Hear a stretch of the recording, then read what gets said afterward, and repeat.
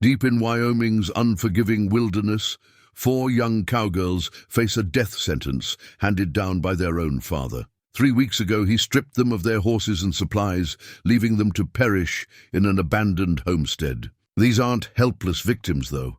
They're frontier-hardened women who've survived years of his cruelty. Now, as winter bears down on the Bighorn Mountains, their last hope rests in a single bullet they've saved for when the cold becomes too much to bear. But fate has other plans. Mason Hawkins, a lone cowboy carrying the weight of a troubled past, is about to stumble upon their homestead. As their paths cross in this savage territory, one question remains.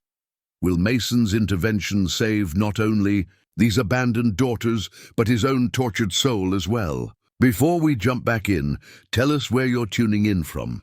And if this story touches you, make sure you're subscribed, because tomorrow I've saved something extra special for you. Emma sat by the homestead's lone window, her calloused fingers tracing the worn leather cover of their mother's Bible. Inside, between pages marked with pressed wildflowers, lay the careful script of a woman who'd dreamed of better things for her daughters. Birth records, each written with hope. Emma Rose, eldest and steadfast; Sarah Jean, the healer; Elizabeth Grace, called Beth, with her way with horses; and Lucy Ann, the youngest, who still remembered their mother's smile. "Storm's coming," Sarah announced, setting down her gathering basket.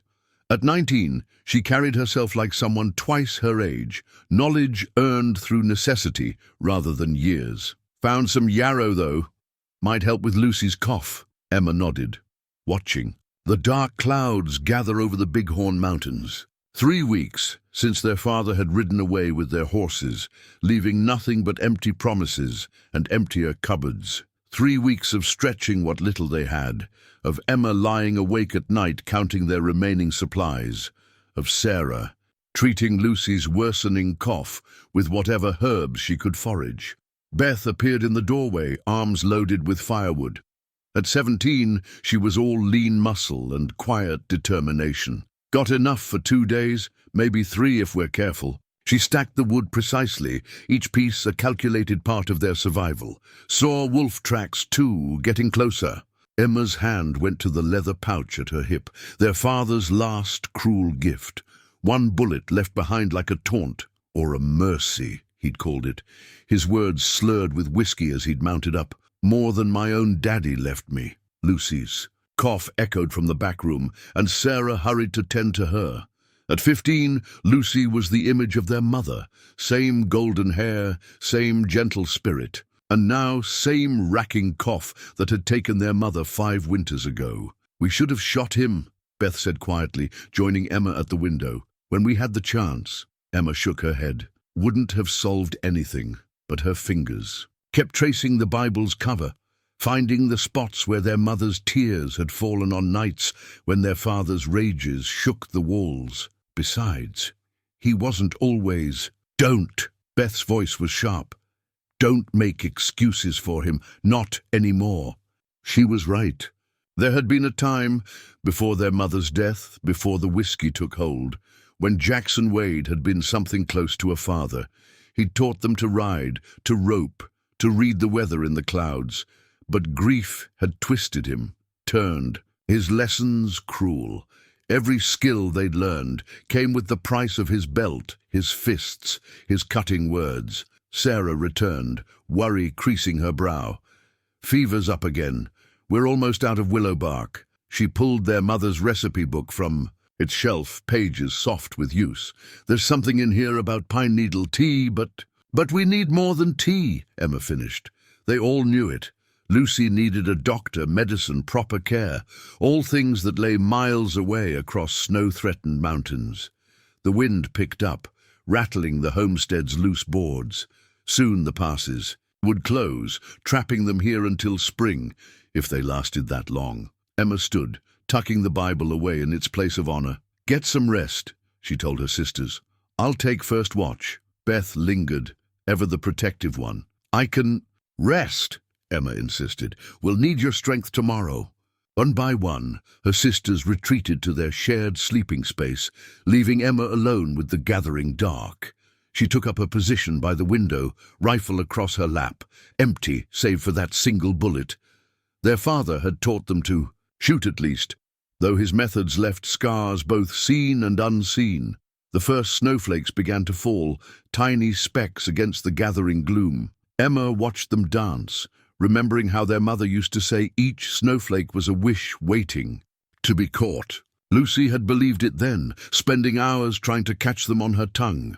Now Lucy could barely stand without help, each breath a battle. Emma's hand found the leather pouch again. One bullet, their father's idea of mercy, but she'd made a promise over their mother's grave. She'd keep her sisters safe, keep them together, whatever it took. The snow fell harder now, and somewhere in the darkness, a wolf howled. Emma gripped the empty rifle tighter and began her vigil, counting supplies in her head like a prayer. 3 days of firewood, half a sack of beans, some dried meat that needed to last weeks yet, a handful of Sarah's herbs, and one bullet, waiting for the day when mercy became their only choice. But they weren't there yet. They were Wade women, after all. Their mother had taught them strength before she taught them walking. Their father had taught them survival, even if he'd meant it as punishment. They'd outlast him, outlast this winter, outlast everything but each other. Emma settled in for the long night ahead, her sisters steady breathing behind her, a reminder of all she had to protect. The snow fell, the wind howled, and somewhere out in the darkness, fate was about to take an unexpected turn. But for now, there was only the night, the cold, and 4 sisters bound by blood, determination, and a legacy stronger than abandonment. Mason Hawkins rode through the gathering storm, snow collecting on his coat like memories he couldn't shake. His hand brushed the Confederate scout badge pinned inside his jacket, not out of pride, but as a reminder of debts still unpaid. 10 years since the war ended, and he still woke some nights hearing cannon fire, still caught himself scanning horizons for enemies that no longer existed. His horse, a sturdy Mustang named Ghost, picked its way carefully through the deepening snow. Smart animal, unlike its rider. Any sensible man would have holed up days ago, waited out the storm in some town's warm saloon. But Mason had never claimed much sense, and towns held their own kind of storms. The last one still haunted him, 3 months ago in a Dakota Territory settlement where he'd tried to build something like a life.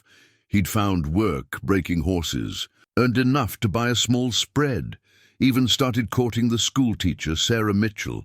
For a while, it seemed the war's ghosts might finally rest. Then the fever came, swept through town like wildfire, taking Sarah and half the settlement with it.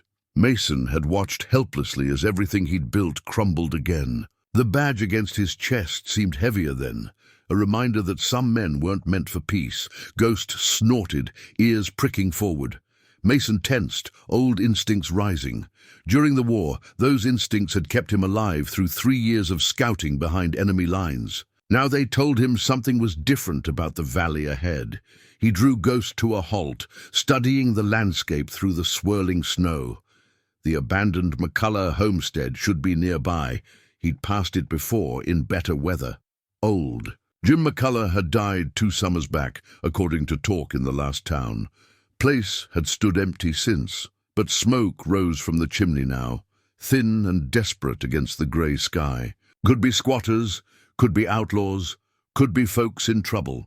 The war had taught him the difference wasn't always clear. Ghost pawed the ground, impatient with his rider's contemplation. The horse had better sense. The storm was worsening, and they needed shelter. Mason touched the revolver at his hip, checking its familiar weight. 6 bullets, plus the rifle in its scabbard, more than he'd had on some scouting missions. "All right, Ghost," he murmured. "Let's see who's home." They moved forward slowly, Mason's eyes catching details through the snow. No horses in the crude stable. No fresh tracks, meaning whoever was inside had been there a while. The windows were shuttered tight, but firelight leaked through the cracks. A wolf's howl echoed from the mountains. Closer than comfort, Ghost's ears flicked, but the horse held steady. They'd seen worse than wolves together. Mason dismounted at the edge of the clearing, moving on foot through the deepening drifts. His bad knee, a souvenir from Shiloh, protested the cold, the badge pressed against his chest like a question. What kind of scout was he now, approaching a stranger's door in a wilderness winter? But he knew the answer. Same kind he'd always been, the kind who couldn't ride past trouble, even when sense said to mind his own business. The kind who'd seen too much death to ignore the chance of preventing more. The wolf howled again, and this time others answered. The pack was gathering, drawn by the same smoke that had caught his eye. Whatever he found inside the homestead, they'd all have to weather this storm together. Mason reached the door, his hand moving from revolver to badge one last time. Sarah Mitchell had told him once that a man could either be haunted by his past or guided by it. Maybe she'd been right about that, like she'd been right about so many things. He raised his fist to knock, wondering what ghosts waited on the other side. The knock echoed through the homestead like a gunshot. Emma's rifle was up before the sound faded, Sarah and Beth appearing beside her with silent efficiency. Only Lucy remained in the back room, her cough muffled by thick walls. "Hello, inside," a man's voice called, steady against the wind. "Got a horse needs shelter from this storm." Emma caught Sarah's eye, saw her own thoughts mirrored there. A single rider meant less threat, but also fewer witnesses if his intentions proved dark. Beth's hand tightened on the fireplace poker, crude weapon, but she'd learned to make do. "We're not looking for company," Emma called back, voice firm, despite her racing heart. A pause, then, "Storm's getting worse, wolves moving in. Rather not have to make camp outside your door, but I will if I have to." Emma shifted, keeping the rifle trained steady. An empty threat, that rifle, but he couldn't know that. She pulled an empty grain sack from beside the door, its weathered fabric telling tales of better times. "Your horse can shelter in the stable," she decided. "You can sleep in there too. We'll bring you something to eat." Another pause. Snow whispered against the walls. "Fair enough," the man agreed finally. "Name's Mason Hawkins. I'm obliged for the shelter." They listened to his footsteps crunching away, Beth keeping watch through a crack in the shutters. "Heading to the stable," she reported. "One horse, like he said. No visible weapons except a revolver and rifle."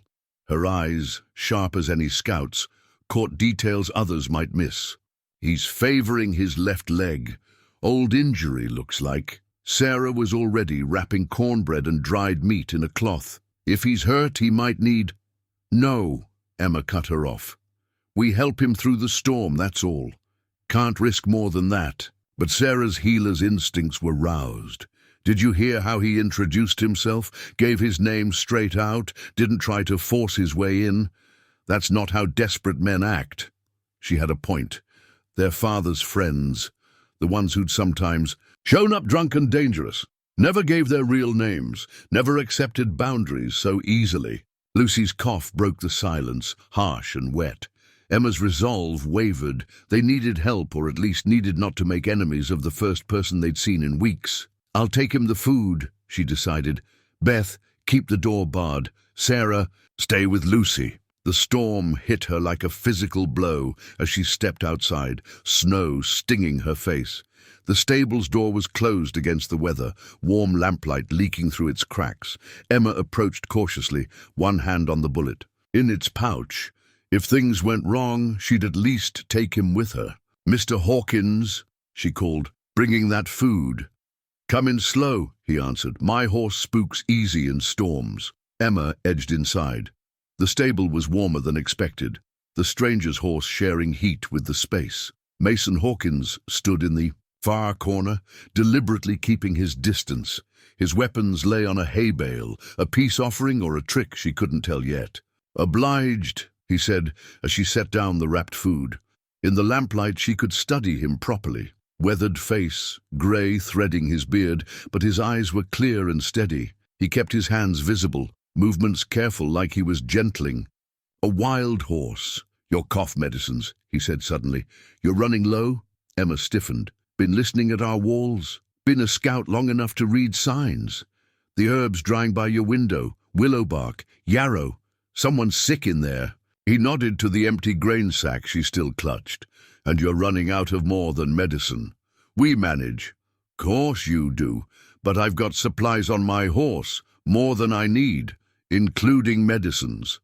He turned to the horse, movements telegraphed and slow. From a saddlebag he pulled out paper-wrapped parcels. "Willow bark, honey, some dried elderberry, He hesitated. "Someone showed me how to prepare it. Good for coughs." Emma studied the offered supplies, suspicion warring with desperation. "Why?" "Because I've seen enough people die this winter." Something raw in his voice rang true. "Lost someone to fever a few months back. Nothing I could do then. Maybe something I can do now." The wind howled outside, wolves answering in the distance. Emma looked at the supplies, thought of Lucy's cough, of their dwindling food. Sometimes survival meant taking chances. "You can sleep in the house," she decided. "By the door. Try anything. And sick or not, my sisters and I will make you regret it." A ghost of a smile touched his face. "Yes, ma'am. Never doubted that for a minute." The old recipe book lay open on the table, its pages worn soft with use. Sarah's fingers traced their mother's careful handwriting as she mixed the elderberry syrup Mason had provided with her own herbs. The familiar scent of healing filled the kitchen, mingling with the aroma of coffee. Real coffee from Mason's supplies. "She was a healer too?" Mason asked from his spot by the door, respect in his voice. Sarah nodded, adding honey to the mixture. "Taught me everything I know." "Well, almost everything." She glanced at the new medicines he'd shared. "Never saw elderberry prepared quite like this." "Sarah Mitchell's method," he said quietly. "She was someone I knew, had her own way with healing." Something in his tone made Sarah look up, catching the shadow that crossed his face. But before she could ask, Lucy's cough echoed from the back room, followed by Beth's murmured comfort. "It's ready," Sarah announced, straining the mixture into a cup. She hesitated, then handed it to Mason. "Would you take it to her? Sometimes a new face makes taking medicine easier." Emma, watching from her corner, shifted but didn't object. They'd been testing each other like this all evening. Small gestures of trust, carefully measured responses. Mason carried the cup, with surprising gentleness. In the back room, Lucy sat propped up with blankets, Beth beside her. The youngest sister's eyes widened at the stranger, but there was more curiosity than fear in her gaze. "Brought something to help that cough," Mason said, his voice softer than they'd heard it. "Tastes better than it smells, I promise." Lucy managed a smile. "Can't taste worse than Sarah's usual remedies." "I heard that," Sarah called from the kitchen, and for the first time in weeks, Lucy's laugh rang through the homestead. Beth watched, Mason carefully as Lucy sipped the medicine, but her grip on the fireplace poker had loosened. When Lucy finished without grimacing, Beth's shoulders relaxed further. "Tell us about her," she said suddenly. "The healer who taught you about elderberry." Mason settled on a nearby stool, keeping his distance but present. "Sarah Mitchell. She was the schoolteacher in a Dakota settlement. Had a way of seeing right through a person, knowing what they needed before they did." His voice carried the weight of fresh grief. "Lost her to fever 3 months back. Along with half the town." Lucy reached out, her small hand touching his sleeve. "I'm sorry, our mother, it was fever too, 5 winters ago." The silence that followed felt different from the tense quiet of earlier. Emma appeared in the doorway, their mother's recipe book in her hands. "She wrote everything down," Emma said, offering the book. "Said knowledge shouldn't die with the keeper." She opened to a page marked with a pressed wildflower. "Here, her fever remedies. Different from your Sarah's, but maybe—" Mason studied the careful script, the dried flower. "Maybe they both had pieces of the same truth." He looked up at Emma. "Thank you for sharing this." Emma nodded, a small gesture, but significant. When she spoke again, her voice was steady. "Coffee's ready. Real coffee. Not that chicory stuff we've been pretending with." And Sarah found some of Mom's biscuit recipe. They gathered in the kitchen, the storm still raging outside, but less threatening now. Mason shared his coffee and supplies freely, and slowly The sisters shared their story. Their mother's death, their father's decline, the years of surviving his cruelty. Hadn't always been cruel, Sarah said, echoing Emma's earlier defense. But grief and whiskey change a man. Mason finished. Seen it happen. War does it too, changes what you thought you knew about yourself. His hand went to his chest, an unconscious gesture they'd noticed before. Beth, ever observant, caught a glimpse of metal under his coat. You were a soldier? Scout, he corrected. Confederate side, not proud of the cause, but proud of the men I kept alive. He met their eyes steadily. War taught me to read signs, track movement, skills that kept me breathing, skills that, he glanced at their father's empty chair, skills that might come in handy here. The sisters exchanged looks, years of silent communication flowing between them. Finally, Emma spoke for them all. We could use those skills, she admitted, and we've got skills of our own to offer. If you're planning to wait out more than just the storm. Outside, the wolves howled closer, but inside something new was building, fragile as hope, strong as survival. Dawn broke over the Bighorns, revealing a world transformed by snow. Mason stood at the homestead's window, studying a weather-worn map he'd spread on the sill. His fingers traced paths between settlements, measuring distances against the winters. Threats. 3 days to the nearest town, he muttered, if the passes stay clear. They won't, Emma joined him. Her own knowledge of the territory hard-earned. Storm's just the beginning. Beth can read weather better than any of us.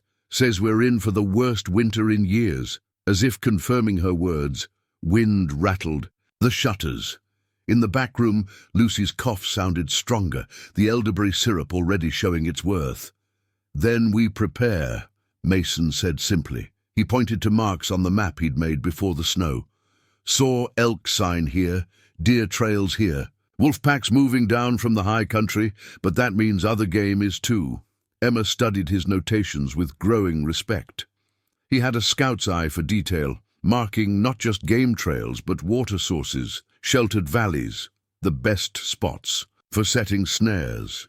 Beth's our best shot, she offered, and Sarah knows which plants survive under snow. I can still find mushrooms where others can't. And you? Mason asked quietly. What's your skill? Emma's hand went to the bullet pouch at her hip, a gesture he'd noticed before but hadn't asked about. I keep us alive, she said simply. Before he could respond, Beth burst through the door, snow dusting her clothes. Caught something in. The snares, she announced. Big rabbit, and found more firewood under the snow where that old oak fell. Sarah appeared from the kitchen, already pulling on her coat. I'll help carry. Need to check the willow trees anyway. Bark's best stripped, just before storms. Mason watched the younger sisters head out together, their movements sure despite the deep snow. They know their business. Had to learn, Emma said. Her fingers traced the map's edges, finding places she knew from better days. Father taught us some. When he was still, she stopped, unwilling to make excuses again. And you taught them the rest, Mason finished. He rolled the map carefully, tucking it into his coat. Show me these mushroom spots of yours. We've got daylight to burn. They worked through the morning, Emma leading him to hidden places she'd discovered over years of foraging. Mason added his own knowledge, which bark could be ground to flour, which roots still held nutrition under the snow. By noon, their bags were full. Back at the homestead, they found Beth cleaning her rifle while Sarah sorted herbs. Lucy sat wrapped in blankets by the fire, attempting to help bundle kindling. Storm's changing, Beth reported without looking. Up. Winds shifted east. Bigger system moving in. Mason nodded.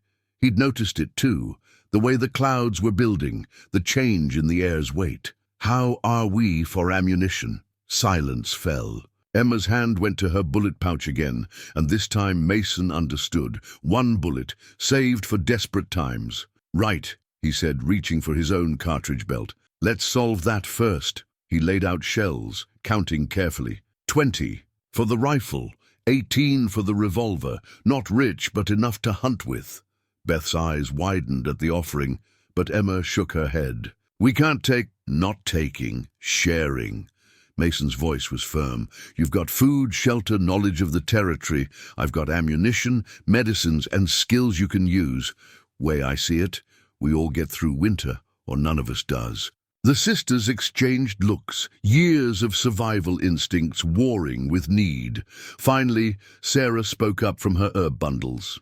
"He's right, Emma. We've always said we'd do anything to survive. Maybe this time that means trusting someone." Lucy's voice joined in, stronger than it had been in days.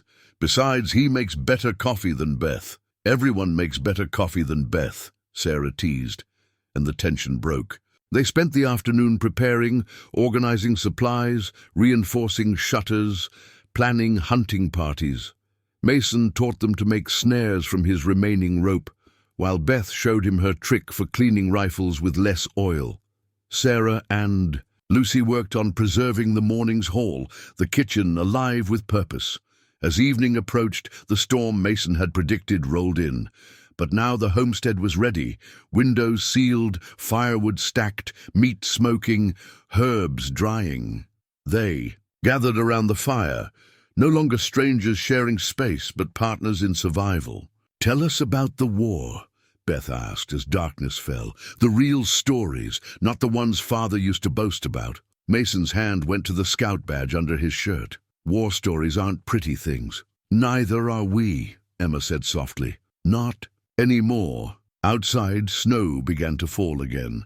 But inside, surrounded by preparation and possibility, it felt less like a threat and more like a blanket, insulating them from the world's bitter edges. The broken horse bridle hung from a nail by the door, its worn leather a testament to years of hard use. Emma was mending its frayed edges when she heard it.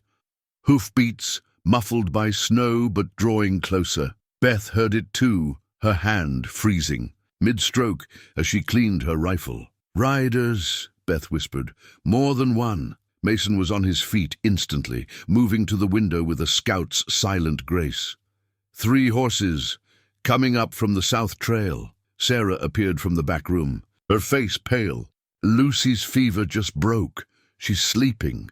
Emma set down the bridle, her fingers finding the familiar weight of her rifle. They'd loaded it with Mason's ammunition days ago, but the single bullet still rode in its pouch at her hip, a final option she prayed they wouldn't need. "Know that horse in front," Beth said, her voice tight. "Dark bay with the white sock. It's Sugar." Emma's heart clenched. Sugar, their father's mare. The horse he'd ridden away on 3 weeks ago, along with all their others. "Your father?" Mason asked quietly. At Emma's nod, he checked his revolver with practiced efficiency. "Friends with him. 2 I don't recognize," Beth reported. "But they're riding Maple and Storm, our horses." The hoofbeats grew louder, then stopped. A voice called out, rough with whiskey and familiar as old nightmares. "Girls, come welcome your dear old pa home." Emma met Mason's eyes. He read the fear there, but also the steel beneath it. "Your call," he said simply.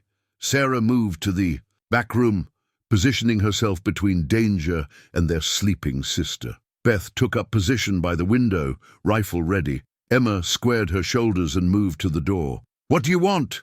she called back. Jackson Wade's laugh was bitter. "As winter wind. Want to see my girls. Brought some friends to help get this place running proper again. Place runs fine without you. Now, is that any way to talk to your father?" His voice hardened. "Open this door, girl. Don't make me break it down." Emma's hand tightened on her rifle. "You left us to die." "Left you to learn," he shouted back. "Like my pa taught me. Ain't my fault if you're too soft to survive without—" He stopped abruptly. "Who's that by the window? Man in there with my daughters?" Beth cursed softly. Mason had been spotted. The sound of multiple weapons being drawn carried clearly through the thin walls. "Last chance, girls," their father called. "Open up. Send out whatever sidewinder you're harboring, and maybe my friends here don't need to get upset." Mason moved to the door, but Emma blocked his path. "Don't," she whispered. "He's not here to talk." "No," Mason agreed, "but I've seen his kind. Before, let me try something. Before she could stop him, he called out, "Name's Mason Hawkins, Mr. Wade, former Confederate scout, just sharing shelter from the storm with these fine ladies." A pause, then, "Confederate, you say? Which unit?" "3rd Virginia Cavalry, under Stuart himself, scouted at Chancellorsville, Gettysburg, all the way to Appomattox." Another pause. Emma could almost see her father processing this. He'd always been proud of his own brief war service, though he'd seen little real fighting. "Prove it," Wade demanded. "Stuart's men had a saying before a raid." "What was it?" Mason's voice carried clear and confident. "Ride to the sound of the guns, boys. Ride to the sound of the guns." Wade's laugh held less edge now.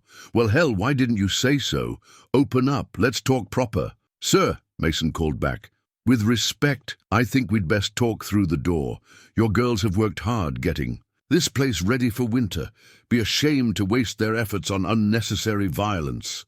"Unnecessary." One of Wade's companions spoke up, voice slurred with drink. "Ain't nothing unnecessary about teaching respect to ungrateful brats." Emma felt Beth shift beside her, taking aim through the window. Sarah's breathing was steady behind them, ready to protect Lucy at any cost. "Mr. Wade," Mason continued, his tone still careful, but with steel underneath, "I've seen too many good men lose themselves after the war, seen what grief and whiskey can do. But I've also seen men find their way back. Don't you preach to me about my girls." Wade's voice cracked like a whip. "They're mine to teach, mine to raise up strong." "They're plenty strong already," Mason said quietly. "Strong enough to survive 3 weeks of winter alone. Strong enough to take in a stranger and judge him fair. Strong enough to hope their father might remember the man he used to be." Silence fell, broken only by the wind and the nervous shuffling of horses outside. Emma held her breath, feeling the weight of the moment press against her chest like physical pain. Finally, Wade spoke again, his voice different, older, tired. "You got supplies in there, food, medicine?" "Yes, sir," Mason answered. "Enough to share if you're willing to talk peaceful." A long pause, then the sound of a rifle being holstered. "Mount up, boys," Wade ordered his companions. "Storm's coming." "Back around. We'll find shelter elsewhere." "Sir," one of them started to protest. "I said mount up." Wade's voice cracked with authority. They heard horses being turned, but then Wade called back one last time. "Scout!" "Sir, you keep them safe, you hear? Keep my girls safe, or I'll be back, and next time won't be for talking." "Understood, sir." They listened to the hoofbeats fade into the storm. Only when they were completely gone did Emma lower her rifle, her hands shaking. Beth moved to her side, Sarah emerged from the back room, and Mason watched them all with quiet understanding. The broken bridle still hung by the door, but now it seemed less like a reminder of the past and more like a marker of change, of old bonds broken and new ones being forged in their place. Lucy's fingers traced the lines on the hand-drawn route map, her touch lingering on the carefully sketched landmarks Mason had added. 3 days to Carson's Creek, she read. Then 2 more to Willow Valley, if the weather holds, Mason confirmed. He'd spent the morning sketching the route, adding details from memory, sheltered campsites, water sources, places to avoid. Valleys got good grazing, natural barriers against the wind. Could build something there come spring. Emma studied the map over her sister's shoulder. A week had passed since their father's visit, and each day brought fresh signs that they couldn't stay at the homestead. Tracks in the snow showed riders circling at a distance, watching. The wolves grew bolder, drawn by the scent of their dwindling supplies. "Willow Valley's a long way," she said carefully, "and Lucy's still recovering." "I'm stronger now," Lucy protested, then ruined her argument with a small cough. The fever had broken, but weakness lingered in her limbs. Sarah looked up from where she was sorting medicines into travel portions. "She's right, though. The elderberry's helping, and she's keeping food down. Another week of rest, and she could make the journey." "We might not have a week," Beth said from her post by the window. She'd grown more vigilant since their father's appearance, spending hours watching the approaches. Those riders are getting closer, and they're not just watching anymore. They're planning. Mason nodded. He'd seen it too, the way the tracks showed careful measuring of distances, testing of sight lines. Your father's friends won't stay patient forever. Men like that, they take silence as weakness. Then we don't stay silent, Beth suggested, patting her rifle. But Emma shook her head. Can't waste ammunition on warnings. We need every shot for hunting and defense during the journey. They all knew she was right. Mason's sharing of ammunition had given them a fighting chance. But each bullet was precious in the winter wilderness. They'd need food along the way, and the wolves wouldn't stop following just because they were moving. So we prepare, Sarah said practically. I've been teaching Mason which winter plants are safe to eat. He's a quick study. And Beth's been showing me her hunting tricks, Mason added. Girl's got away with tracking I haven't seen since my scout days. Beth ducked her head at the praise, but Emma saw the pride in her sister's stance. They'd all changed in the past. A week, Lucy regaining strength, Sarah expanding her healing knowledge, Beth growing more confident in her skills. Even Emma felt the shift, the weight of leadership becoming less lonely as Mason shared the burden. We'll need horses, Emma said, turning back to the map. Can't make that journey on foot, not with winter closing in. Already thought of that, Mason replied. He pointed to a spot he'd marked with an X. Trading post here, run by an old army. Friend owes me a favor from the war. Could have 4 horses waiting if we can get word to him. How? Beth asked. Storm's coming back around. No one could make that ride in time. Mason's eyes met Emma's, and she read his thought before he spoke it. I could. Ghost's sure-footed, knows this kind of weather. 2 days there, 2 back. You'd need to hold the homestead that long, but... No, Emma's voice was firm. We stay together. All of us. Lucy's hand found hers, squeezed gently. He's right. We need those horses, and... She glanced at Mason, then back to her sister. He'll come back. He's family now. The word hung in the air, delicate as frost, but just as real. Emma looked. Around at her sisters, Sarah with her medicines, Beth with her rifle, Lucy with her quiet strength. Then at Mason, who'd brought them more than just supplies and protection. He'd brought hope. 4 days, she said finally. We'll keep the home fires burning. Mason stood, already mentally preparing for the journey.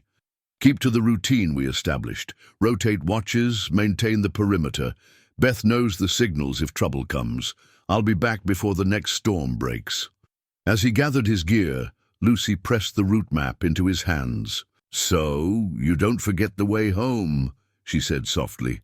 Home. The word echoed in Emma's mind as she watched Mason ride out into the gathering dusk. The homestead had been prison and shelter both, but never truly home. Not since their mother died. Maybe Lucy was right. Maybe home wasn't about walls and windows anymore, but about the people you trusted to return to them. The cracked glass of the old compass caught the dawn light as Mason checked their bearing. 4 fresh horses stamped in the early morning frost, their breath creating clouds in the cold air. He'd returned not just with mounts, but with saddles. Supplies and news that made their departure even more urgent. Riders asking questions at every settlement, he'd reported the night before. Your father's friends, gathering others. They're planning something bigger than just watching. Now Emma secured the last of their supplies, her movements quick and practiced. They'd spent 2 days preparing after Mason's return, packing only what they couldn't replace. Their mother's Bible and recipe book, Sarah's medicines, weapons, and ammunition, enough food to reach Carson's Creek. Ready? She asked her sisters. Beth was already mounted, her rifle across her saddle, eyes scanning the horizon out of habit. Sarah helped Lucy onto her horse, the gentlest of the 4, a steady mare that seemed to sense her rider's lingering weakness. Remember, Mason said quietly, we ride easy till Carson's Creek. No need to push the horses and risk injury. 4 hours, then we rest. Lucy, you tell us if you need to stop sooner. Lucy nodded, her face pale but determined. The past week had strengthened her, but the journey ahead would test them all. They moved out single file, Mason leading, Beth bringing up the rear. Emma found herself watching their home shrink behind them, memories rising with each hoofbeat. Their mother's garden, now buried under snow. The stable where Beth had learned to gentle horses. The window where Sarah dried her herbs. "It'll still be here," Sarah said, reading her thoughts, "if we ever want to come back." But they all knew. They wouldn't. The homestead had served its purpose, sheltering them through the worst of their father's decline, giving them time to grow strong enough to leave. Now it would stand empty, a marker of their past, but not their future. The compass swung steady, in Mason's hand as he led them north, following the route they'd memorized. Each carried a copy of the map, carefully wrapped and protected. Mason's insistence, born of war experience. "Never know when you might get separated," he'd said. "Every rider needs to know the way." The morning passed in steady progress, broken only by the occasional check of Lucy's condition. She rode better than they'd feared, years of horsemanship overcoming physical weakness. When they stopped to rest the horses, her smile was tired but genuine. "Look," she said, pointing to tracks in the snow. "Deer pass through here, heading the same way we are." Beth examined the tracks with professional interest. Small herd, maybe 6, moving slow, conserving energy. "Good sign," Mason agreed. "Deer know the safe routes. Deep snow up high is pushing everything down to the valleys we'll be following." They ate a cold lunch, saving firewood for when they'd truly need it. Sarah checked Lucy's breathing, added honey to her tea, made notes in their mother's recipe book about which medicines traveled best. Emma found Mason studying the compass again, his expression troubled. "Something wrong?" "Storm coming," he said quietly. 2 days out, maybe 3. Bigger than the last. We'll be at Carson's Creek by then." "Should be, but the wind's shifting. Might have to adjust our route." He pointed to a line of hills ahead. "Original plan was to go through that pass, but if the storm hits early, we'd be trapped," Emma finished. She understood now why he'd been studying the compass so intently. Their planned route was the fastest, but also the riskiest. Beth joined them, having overheard. "There's another way, longer, follows the river. A valley, more shelter, more game, but adds a day to the journey." Mason nodded, was thinking the same. "Your call, Emma." She looked at her sisters, Lucy's determined face, Sarah's quiet confidence, Beth's steady strength. They'd trusted her to lead them this far. Now she had to choose between speed and safety, between the known path and the longer road. The compass gleamed in Mason's hand, its cracked glass somehow making it more honest, like them, damaged but still true to its purpose. Emma made her decision. "We take the river valley," she said. "We've survived this long by being careful. No reason to stop now." As they mounted up to continue, a wolf's howl echoed from the hills they'd decided to avoid, like an omen confirming their choice, or a reminder that sometimes the longest road was also the wisest. Emma stared at her worn boots, now caked with snow and mud from leading her horse through treacherous ground.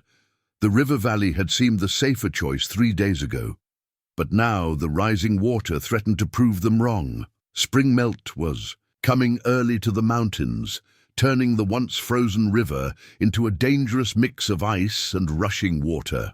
"Ground's not stable here," Mason called from ahead, where he tested each step before letting the group advance. "River's eating away." At the bank, Beth had dismounted to help him probe the ground with long branches, her experienced eyes reading the terrain. "Water's rising faster than it should. Must be warm up high." Sarah kept close to Lucy, both still mounted, but ready to dismount if needed. Lucy's strength had grown with each day of travel, but this kind of careful walking would drain anyone's energy. "There," Beth pointed suddenly. "See that game trail cutting up the slope? Deer would know the solid ground." Mason nodded approvingly. "Good eye. Might have to leave the horses, though. Path looks narrow." Emma studied the steep trail. Beth had spotted. It would take them away from the increasingly dangerous river, but the climb would be brutal. Yet staying near the water meant risking a collapse of the undermined banks. "Lucy," she asked, letting her youngest sister make the call. They'd all learned to trust each other's expertise over the past days. Beth with tracking, Sarah with healing, Mason with weather. Lucy, despite her illness, had shown an uncanny instinct for judging their limits. Lucy considered the trail, then the threatening river. Up, she decided. Rather be tired than drowned. They spent an hour leading. The horses up the game trail, picking their way between rocks and patches of treacherous snow. The path was barely wide enough in places, forcing them to press against the slope as the horses squeezed past. But Lucy had chosen well. The ground was solid, offering sure footing despite the steep angle. Halfway up, they found a relatively flat area wide enough to rest.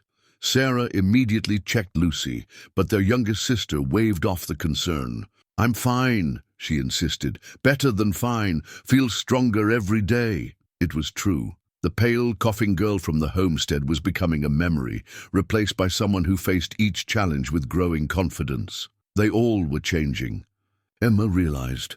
Beth moved with a scout's awareness now, reading sign and terrain as naturally as breathing. Sarah had expanded her healing knowledge, combining her mother's teachings with what she'd learned from Mason about battlefield medicine. And Emma herself.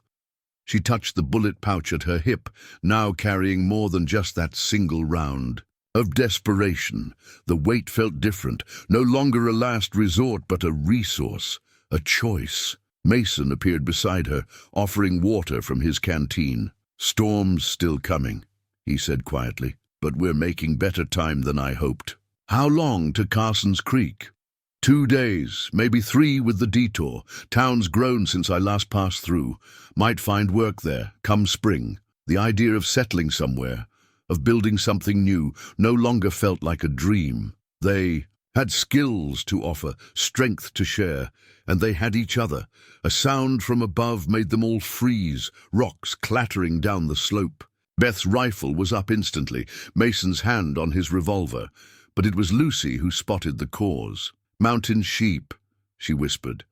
"Whole herd, moving south." They watched the animals pick their way across what seemed like impossible terrain, sure-footed and confident. When they'd passed, Beth grinned. "If they can make it, so can we." They resumed climbing, following the sheep's example of patience and careful progress. By late afternoon, they'd reached a high meadow that offered a view of the path ahead. The river that had threatened them now looked like a silver thread below, beautiful but distant. "We camp here," Mason decided. "Good sight lines. Natural. A windbreak from those rocks. Beth, how's our meat situation?" "Saw a turkey sign near that last stand of pines. Could be worth checking." "Go with her," Emma told Sarah. "Lucy and I will set up camp with Mason." As her sisters headed out to hunt, Emma watched the western sky. The storm Mason had predicted was still gathering, but up here they could see it coming. No more surprises, no more treacherous ground giving way beneath them, just clear dangers they could face together.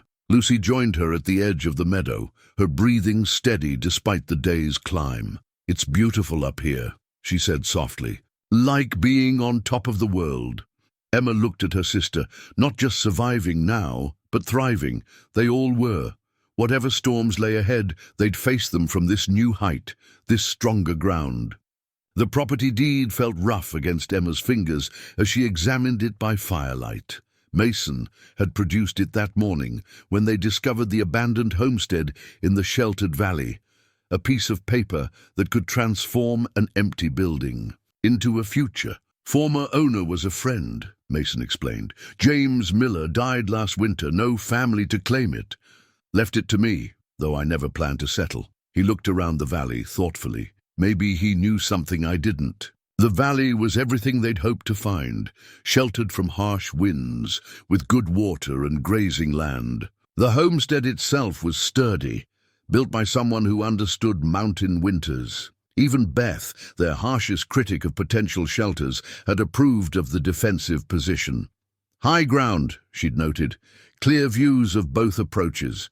Could spot trouble coming from miles away." Now, as evening settled over their potential new home, Sarah sorted through the dried herbs she'd found in the kitchen. Whoever lived here knew their medicines. Look, they even grew some of the same things Mom did. Lucy was exploring too, her strength fully returned after their mountain crossing. There's a room that would be perfect for Sarah's healing work, and the stable could hold twice the horses we have.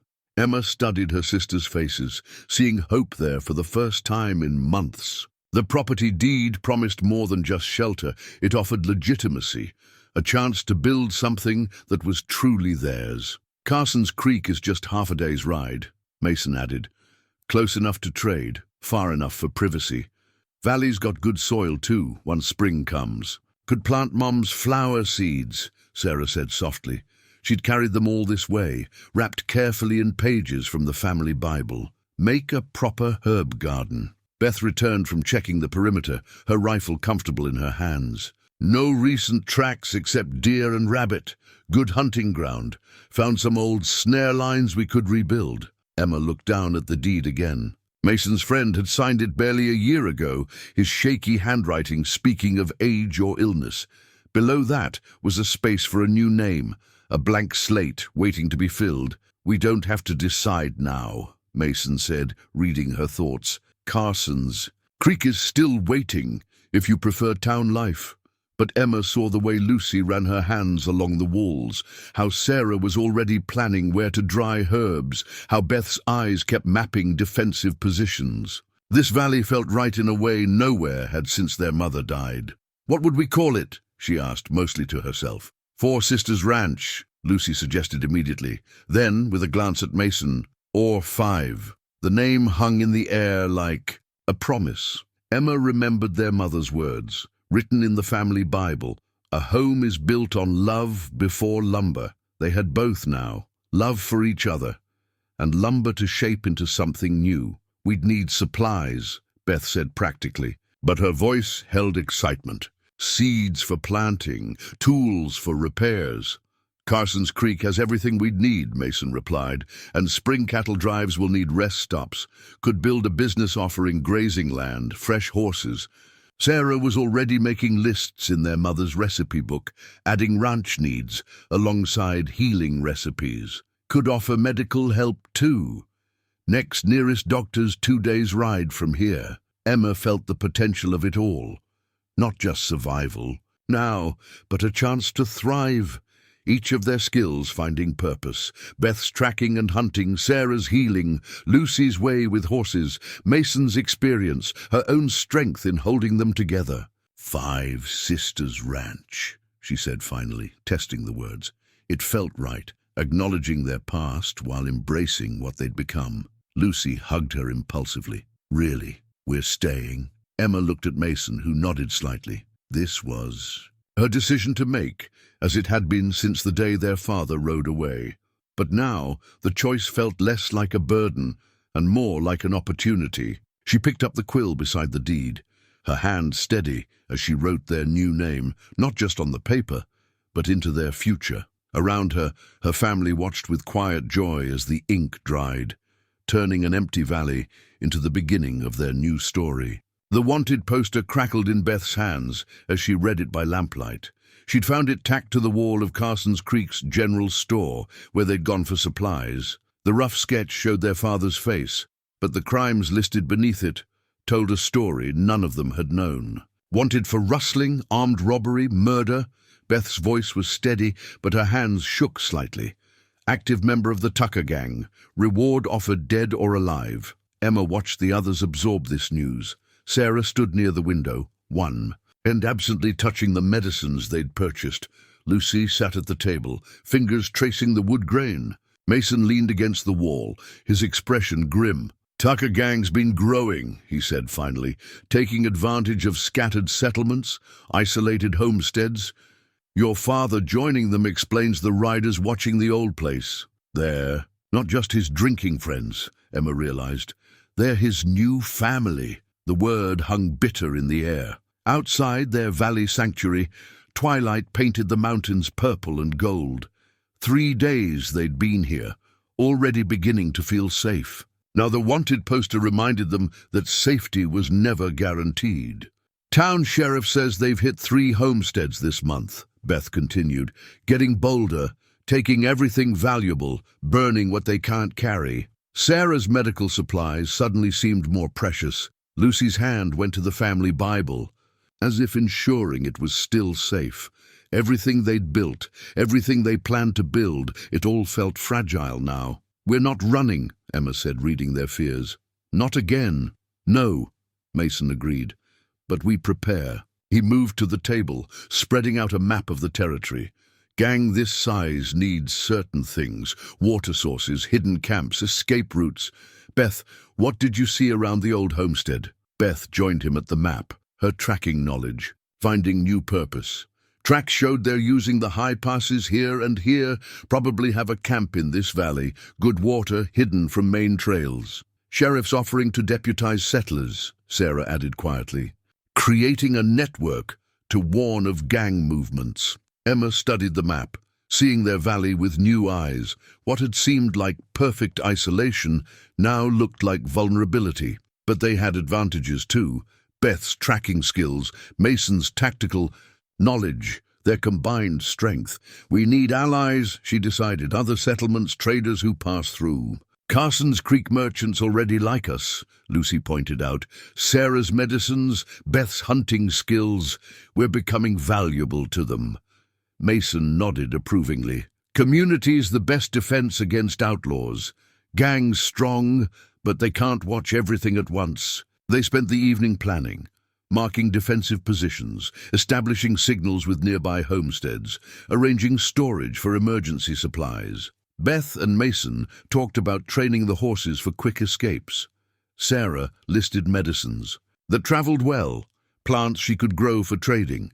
Lucy, who'd been quiet, suddenly spoke up. "We should teach others what we know." They all turned to look at her. She continued, more confident. "Beth's tracking skills, Sarah's healing, Mason's tactics. If we share knowledge, everyone's stronger." Emma felt pride surge through her. They'd spent so long surviving alone, it was easy to forget the strength. In numbers, Lucy was right. Their skills were weapons too valuable to keep to themselves. A wolf howled in the distance, reminding them of dangers both animal and human. But now the sound carried a different meaning. Wolves survived through pack strength, through watching each other's backs. "First light tomorrow," Mason said. "I'll ride to Carson's Creek, talk to the sheriff. Beth, your tracking skills would be valuable. Care to come along?" Beth nodded, already checking her rifle. "Saw signs of heavy horse traffic west of town. Might be worth investigating." Sarah. "And I can visit the Peterson place," Lucy offered. "They've been asking for help with their son's cough. Good chance to establish friendly relations." Emma listened to their plans, seeing how naturally they'd adapted to this new challenge. The wanted poster still lay on the table, their father's sketched face a reminder of betrayal. But they were no longer the helpless girls he'd abandoned. They were something stronger now, a family of choice rather than blood, bound by trust and determination. "We'll need a warning system," she said. "Signals between here and friendly homesteads." "Already thought of that," Beth replied. "Mirrors for day, lanterns for night. Simple code we can teach others." The evening deepened around them as they refined their plans. Outside, the valley lay quiet under emerging stars. Their father and his gang might be out there, but they weren't helpless prey anymore. They were building something larger than themselves, not just a home, but a community. Let him come, Emma thought. He'd find not just his daughters waiting, but a united front of neighbors who looked after their own. The Tucker gang was about to learn that some families grew stronger by choice rather than blood. The hand-carved doorframe took shape beneath Mason's careful work, each stroke of his knife adding detail to the simple design. 5 stars, one for each of them, emerged from the wood above the ranch house entrance. Below, he'd carved their new name, 5 Sisters Ranch. "It's perfect," Lucy said, watching him work. She sat nearby, mending tack and keeping him company. The morning sun warmed the valley, bringing hints of early spring. "Though technically you're not a sister," Mason chuckled. smoothing a rough edge. Suppose not. Could change it to 4 sisters and a broken-down scout. No, Lucy said firmly. 5 sisters is who we are now. Family's more than blood. 2 weeks had passed since discovering the wanted poster, and they'd used the time well. The ranch house had transformed from empty shelter to true home, each of them adding their own touches. Sarah's herb garden was already sprouting in boxes. By the windows, waiting for winter's final retreat. Beth had built hidden caches for weapons and supplies, marking their locations on a map only family could read. Emma appeared from the barn, where she'd been working with their newest acquisitions, 2 more horses purchased from passing traders. "Looking good," she said, admiring the doorframe. Strong and welcoming at the same time. That was their goal now, to build a place that could be both fortress and sanctuary. The defensive measures were subtle but effective. Beth's carefully placed mirrors could flash warnings visible for miles. Sarah's medical supplies were distributed between multiple hidden storage spots. Lucy's work with the horses ensured they could all ride out at a moment's notice if needed. "Riders coming?" Beth called from her lookout post. 2 of them, Peterson's boy and his father. They relaxed at the news. The Petersons had become good friends since Sarah helped treat the boy's persistent cough. Now they were regular visitors, part of the growing network of allies the sisters had cultivated. "Brought you something," young Tom Peterson announced as they rode up. He handed Sarah a carefully wrapped package. "Ma dried extra herbs when she heard you were running low." Sarah opened the bundle, smiling at the familiar plants. "Your mother's yarrow is always the best. Tell her thank you." While Sarah and Tom discussed herbs, Peterson spoke quietly with Mason and Emma. "Saw strange tracks west of our place. Multiple horses riding heavy. Might be nothing, but better to be careful," Emma finished. Their warning system was working. Each homestead watching out for the others, sharing information that could mean the difference between safety and disaster. Lucy led the horses to water, while Beth showed Tom her latest hunting techniques. The ranch was becoming what they'd hoped, not just their sanctuary, but a place where others could find help and friendship. "Coming along nicely," Peterson said, looking around at their improvements. The barn was stronger now, its walls reinforced. New fencing marked pasture boundaries. Even the garden was designed for both beauty and practicality, with healing plants growing alongside vegetables. "Still more to do," Emma replied, but her voice held pride. Each day brought progress, not just in building, but in binding their community together. After the Petersons left, they gathered for the evening meal. Another ritual that marked this place as home. Sarah's stew simmered with fresh herbs, bread from Carson's Creek filled the air with warmth, and their mother's recipe book lay open nearby, adding new ranch recipes beside the old healing ones. "Got the last mirror installed," Beth reported between bites. "Can signal clear to Thompson's Ridge now. And I've been teaching Mary Peterson about wound care," Sarah added. "More healers in the valley means everyone's safer," Mason finished, his stew looking thoughtful. "Town sheriff says Tucker gang's been quiet lately. Too quiet, maybe. Let them come," Lucy said with quiet confidence. "We're ready." Emma touched the bullet pouch at her hip, no longer carrying just one round.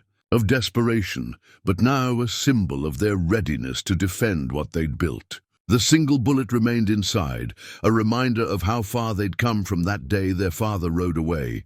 The doorframe's 5 stars caught the evening light, casting star-shaped shadows across their table. Each point of light marked not just their presence, but their promise to each other and their growing community. They were building more than a home. They were building a future, one carved star at a time. The sisters' lucky coins spun on the table, its worn surface catching lamplight as Beth signaled another rider approaching. Emma snatched up the coin, their mother's last gift to Lucy, now used to signal danger. 1 spin meant friendly visitors. 2 meant strangers. 3... The coin spun 3 times before Beth's voice cut through the dawn quiet. "Tucker gang, at least 8 riders." They moved with practiced efficiency, each knowing their role. Sarah secured the medicines and documents. Lucy readied the horses in the concealed back stable. Mason and Beth took their positions at the defensive points they'd prepared weeks ago. Emma touched the bullet pouch at her hip, then drew her rifle. Through the morning mist, she could make out the riders approaching, and at their head, a figure she'd hoped never to see again. "Hello, girls!" Jackson Wade's voice carried across the valley. "Your dear pa's come to call." Emma stayed silent, watching through the rifle sight.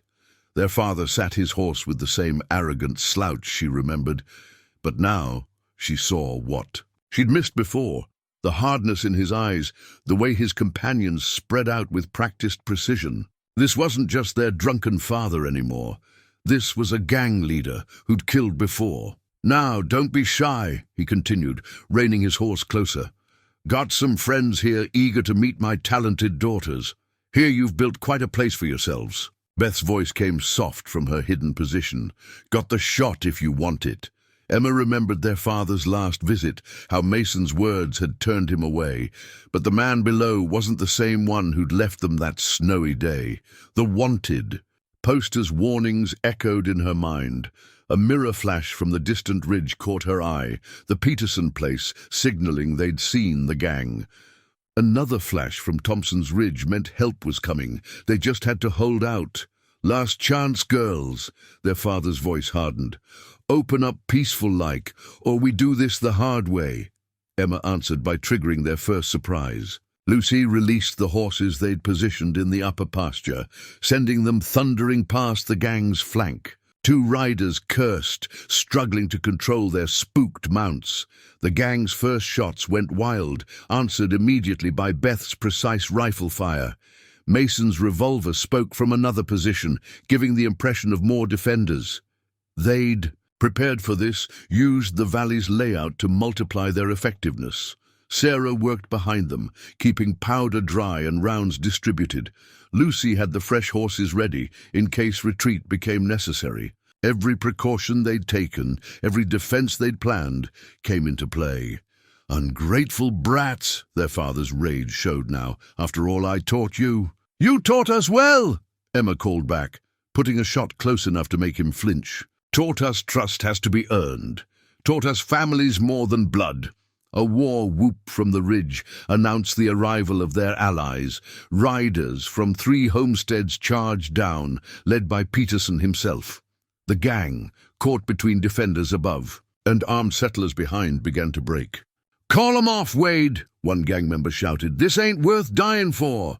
But their father's face had twisted into something barely human. He raised his rifle, aiming not at Emma, but at the carved doorframe with its 5 stars. "No!" Lucy's voice rang out. She'd emerged from the stable, their mother's lucky coin gleaming in her hand. "Not our home." Wade's rifle shot splintered wood as Beth's bullet knocked him from his saddle. The gang scattered, pursued by Peterson's riders. Only their father remained, clutching his shoulder where Beth's shot had found him. Emma approached, him carefully, rifle ready. His eyes held none of the uncertainty from his last visit, only hate and something like fear. "Do it," he spat. "Finish your poor father off." Emma's hand went to the bullet pouch, touching the single round that had once represented their last hope. Now it represented a choice. "No," she said quietly. "You'll face the law, not a bullet. That's the difference between us. We build things, you only destroy." The sheriff's posse arrived to find Wade secured and his gang scattered. As they led him away, Emma looked at the damaged doorframe. The bullet had scarred but not destroyed the 5 stars. Like them, it had endured. Lucy retrieved her lucky coin from where she'd dropped it, rubbing its surface clean. Sarah tended a graze on Beth's arm, while Mason and Peterson organized riders to track the remaining gang members. "Some luck," Beth said, nodding at the coin. "Brought the whole valley together." Emma looked around at their defenders, neighbors who'd come running at the first signal, friends they'd made through sharing skills and help. The coin had been lucky, but they'd built something stronger than luck. Community. Families more than blood, Lucy repeated softly, pressing the coin into Emma's hand. "It's who stands with you when the shooting starts." The morning sun broke through the mist, lighting the valley. Their home still stood, stronger for having been defended. And their father rode away for the last time, not as the man who'd abandoned them, but as an outlaw facing justice, proof that they'd outgrown the need for his approval or forgiveness. Emma pocketed the lucky coin, knowing they'd need it again, not as a desperate talisman, but as a reminder that fortune favored those who built bonds stronger than blood. A week after the ambush, Sarah carefully smoothed the new family portrait onto the ranch house wall. The photographer from Carson's Creek had captured them perfectly, all 5 of them standing before their home's carved doorway, its battle-scarred, stars visible behind them. It wasn't the formal, stiff portrait common to the era. Instead, they looked natural, at ease with each other and their surroundings. "First proper family portrait," Lucy said, studying the image. "Though Beth looks like she'd rather be hunting." "Was hunting," Beth replied with a grin. "Had a deer lined up when Peterson rode up with the photographer." The valley was healing from the fight. Fresh wood had repaired the bullet holes, though they'd left the scarred doorframe stars as they were, a reminder of what they'd faced and overcome. The wanted poster of their father now hung in the Carson's Creek jail, marked with a bold "Captured" across its face. Emma watched her family go about their evening routines. Sarah organizing her expanded medicine stores. Contributions from grateful neighbors had doubled her supplies. Beth cleaning rifles with Mason, discussing plans to teach tracking to other homesteaders' children. Lucy in the stable, working with their newest horse, a gift from the Petersons. The aftermath of the ambush had brought changes none of them had expected. Their defense of the valley had earned them more than just gratitude. They'd become a symbol of something larger, proof that isolated homesteads could stand together, that community was stronger than any gang. "Sheriff's deputy brought this," Mason said, entering with an official-looking document. "Legal adoption papers, if we want them. Says it might help with property rights, inheritance." Emma took the papers, reading the formal language that could make official what they already knew in their hearts. "Five Sisters Ranch," she read, "to be held in common by the undersigned family members." "We don't need papers," Lucy said quickly. "We know who we are." "No," Emma agreed. "But maybe we owe it to ourselves to claim it properly. No more hiding, no more just surviving." Sarah looked up from her medicines. "Papers or not, you're stuck with us, Mason." He smiled, touching the carved stars overhead. "Wouldn't have it any other way." The evening turned to planning, as their evenings often did now. The valley was changing. More settlers were moving in, drawn by the promise of mutual protection and community. Sarah was training 2 girls from neighboring homesteads in basic medicine. Beth's tracking classes had 6 students.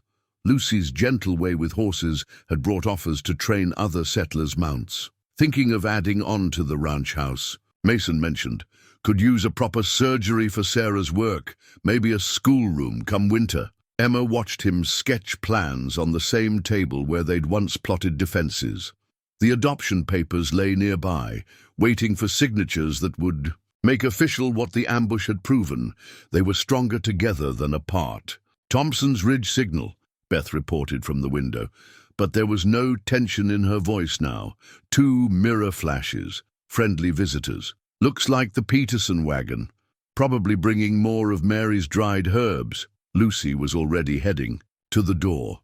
"I'll put coffee on."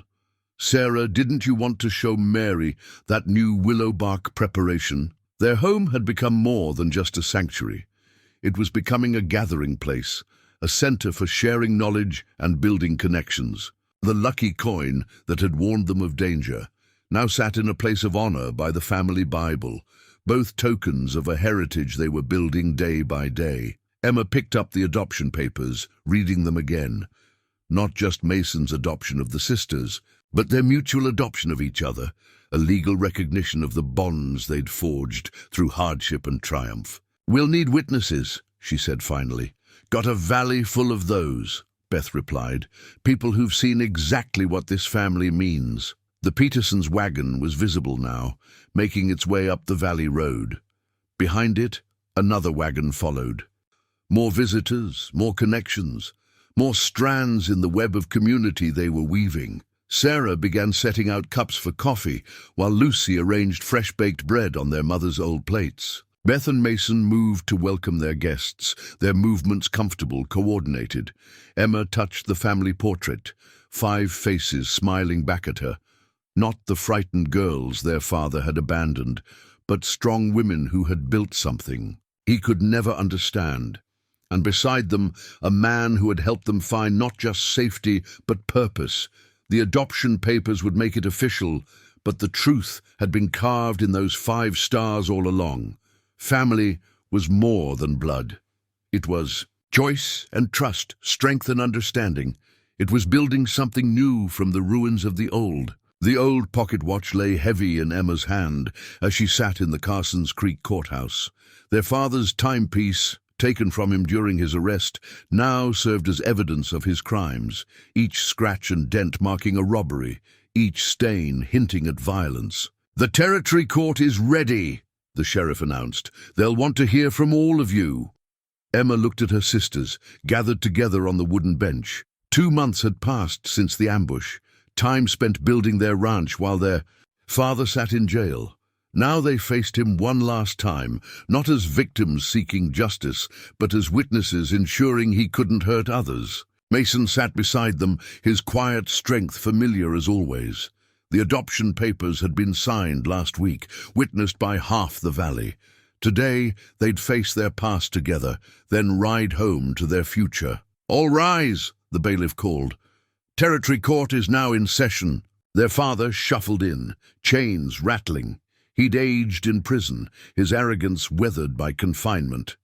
His eyes found them, searching for weakness, but found only steady gazes in return. "Jackson Wade," the judge intoned, "you stand accused of multiple counts of robbery, rustling, and murder. How do you plead?" "Not guilty," Wade spat, "my own flesh and blood turning against their father. After all I taught them." "You taught us plenty," Beth interrupted, her voice carrying. "Taught us to shoot, to ride, to survive. We used those lessons, just not the way you intended." The prosecution presented its case methodically. Each witness added pieces to the picture of the Tucker gang's reign of terror. Peterson testified about stolen cattle. Thompson spoke of burned homesteads. The sheriff detailed the gang's patterns of violence. Then came their turn. One by one, the sisters took the stand. Sarah described years of abuse hidden behind closed doors. Beth recounted hunting trips that were really gang reconnaissance. Lucy spoke of their mother's death and their father's decline. Emma went last, the pocket watch cold in her hand as she faced him. "He left us to die," she testified, "with 1 bullet as his idea of mercy. But we didn't die. We lived. We grew stronger, and we built something he never could, a real family." Their father lunged forward, rage breaking through his prison-learned control. "Ungrateful whores, I should have finished you all." The outburst sealed his fate. The jury deliberated barely an hour before returning their verdict, guilty on all counts. "Jackson Wade," the judge pronounced, "I sentence you to life imprisonment in the territorial prison.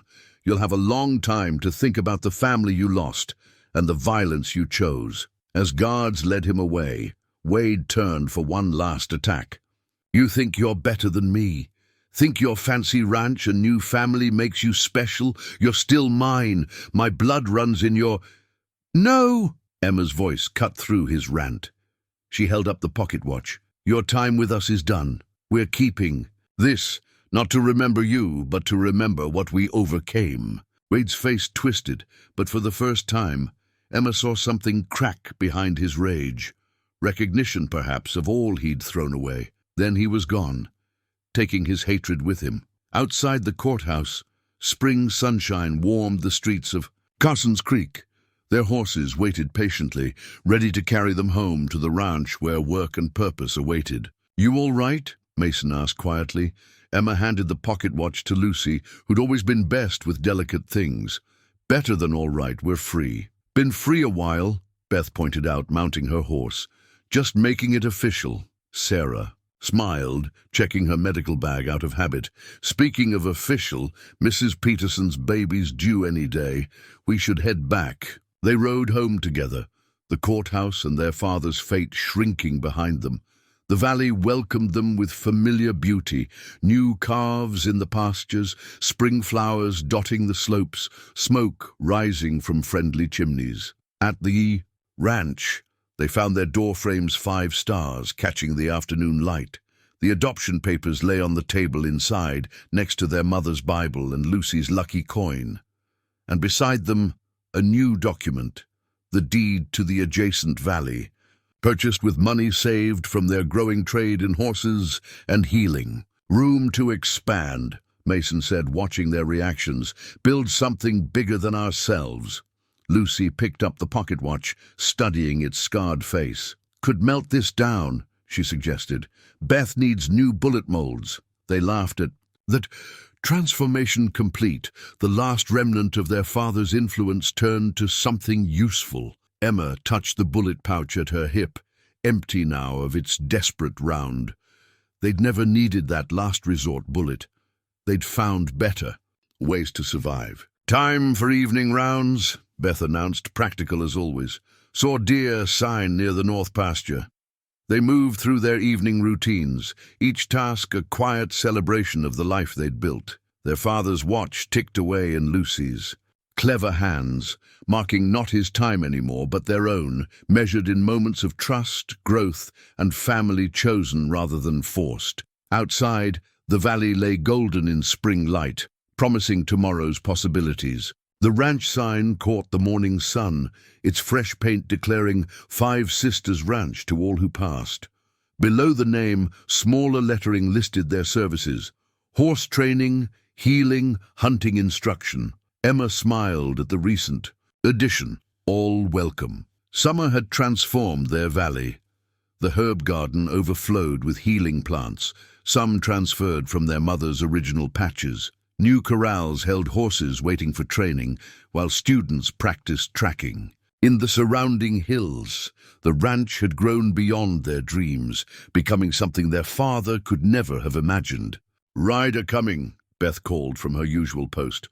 "Looks like Marshal Jenkins." They'd been expecting him. News of their success had spread, and the territorial marshal wanted to establish a relay station for his riders. 5 Sisters Ranch, with its central location and growing reputation, was his first choice.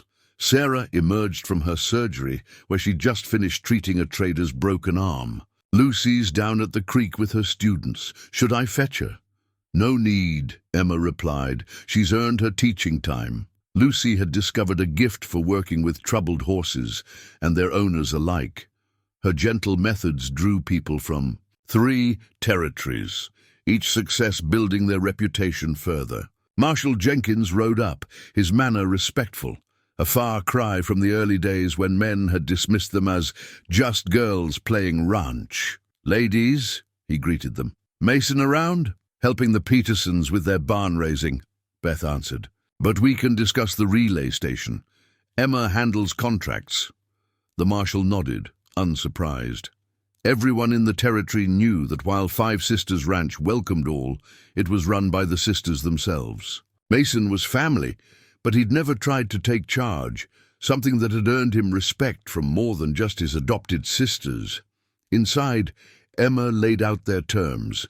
The ranch would provide fresh horses and riders for the marshal's mail, service, plus a safe haven for his men.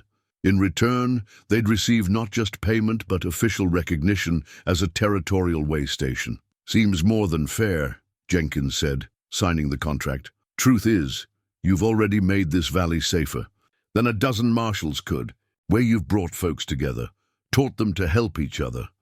Emma thought of their father in his prison cell, how he'd tried to teach them that trust was weakness. The ranch was their answer to that lesson, proof that strength came from building connections, not walls. Outside, Lucy's voice carried from the creek, instructing her students in horse handling. Beth's tracking class practiced reading signs in the summer dust.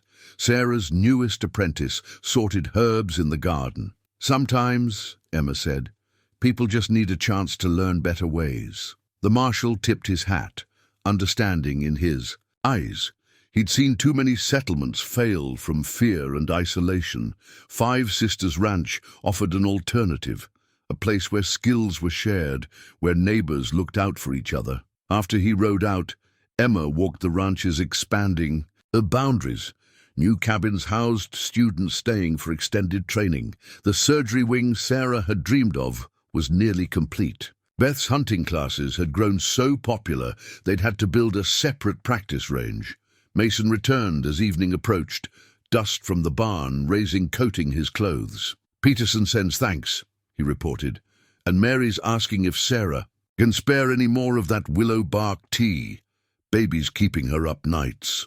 Emma smiled. Every day brought reminders of how intertwined their lives had become with the valley's other residents. The adoption papers had made Mason legally their family, but the truth was their family kept growing. Not by blood, but by choice and trust. "Thinking of adding boarding rooms," she told him. "Getting more students wanting to stay for full seasons of training." Mason nodded, saw the marshal ride out. He agreed to the relay station. "Signed the contracts. We'll need to train more riders. Lucy's already got 3 students who'd be perfect for it." They watched the sunset paint their valley gold. From the creek came the sound of horses and happy voices as Lucy's class finished for the day. Beth's students practiced bird calls in the distance, while Sarah's apprentice sang as she worked in the garden. The ranch sign caught the last rays of sun, its welcome message clear in the evening light. They'd built more than a home or a business. They'd built a place where others could learn the lessons they'd discovered the hard way. Trust could be earned. Strength could be shared. Family could be chosen. And sometimes, Emma thought, watching their extended family move through the evening routines, the best revenge against hatred was simply to build something better in its place. The family quilt spread across their mother's old table, each patch telling a piece of their story. Lucy had spent the winter crafting it, incorporating fragments of their shared history, a scrap from their mother's apron, a piece of the first horse blanket Beth had mended, cloth from Sarah's medicine bags, even a strip from Mason's old Confederate jacket. "1 year," Emma said softly, touching a patch made from the cloth that had once wrapped their father's bullet. Hard to believe. The seasons had turned full circle since their father's sentencing. 5 Sisters Ranch had flourished beyond their wildest hopes, becoming a cornerstone of the territory. The quilt's central patch showed their 5-starred doorframe, surrounded by symbols of their growth. "Marshall's latest report came in," Beth announced, entering with the mail. "Tucker gangs completely disbanded. Last few members either caught or gone straight." Sarah looked up from where she was training 2 new apprentices in wound care. "Good timing. Valley's getting more settled every day. 3 new families arriving next week." Through the window, they could see Lucy in the main corral, her reputation for gentle horse training now drawing clients from as far as California. Mason worked with a group of relay riders, teaching them the scout skills that had once kept him alive in war. "Remember when we thought we'd be alone forever?" Lucy asked, joining them after her lesson. Her fingers found a quilt patch made from her old dress, the one she'd worn during their father's final attack. "When that bullet was our only hope?" Emma's hand went to her hip, where the empty bullet pouch still rode. Not as a reminder of desperation now, but as a measure of how far they'd come. That single round had been melted down, along with their father's watch, to make the new ranch sign that welcomed visitors to their valley. "Got something to show you," Mason said, gathering them all. He led the way to the barn, where a surprise waited. A new wagon, built to Sarah's specifications for traveling to distant patients. "Valley raised the money," he explained. "Said it was time their healer had proper transportation." Sarah's eyes filled with tears as she examined the wagon's clever storage compartments, each designed to hold her expanding collection of medicines and herbs. Their mother's recipe book would travel safely here, sharing its knowledge with more people who needed help. Beth had her own news. Sheriff's asked me to train his deputies in tracking, says Five Sisters' method should be standard across the territory. They shared a moment of quiet pride. Their ways of doing things, teaching rather than hoarding knowledge, building trust instead of walls, had proven stronger than any gang's threats or any father's cruelty. The quilt's edges showed their future plans: new training areas, expanded stables, proper schoolrooms for their growing classes. But its heart remained those 5 stars, now repeated in every Five Sisters brand, every official document, every piece of their growing legacy. Mail coach brought something else. Beth remembered pulling out a newspaper. Carson's Creek Gazette did a piece on us. Five Sisters Ranch, how one family changed the valley. They gathered around to read, each finding pieces of their story told for others to learn from. The article spoke of their triumph over abandonment, their building of community, their proof that family could be forged by choice and strengthened by trust. Evening brought their extended family together, as it always did now. Students, apprentices, relay riders, and neighbors shared meals and stories in the ranch house their father had meant as their prison.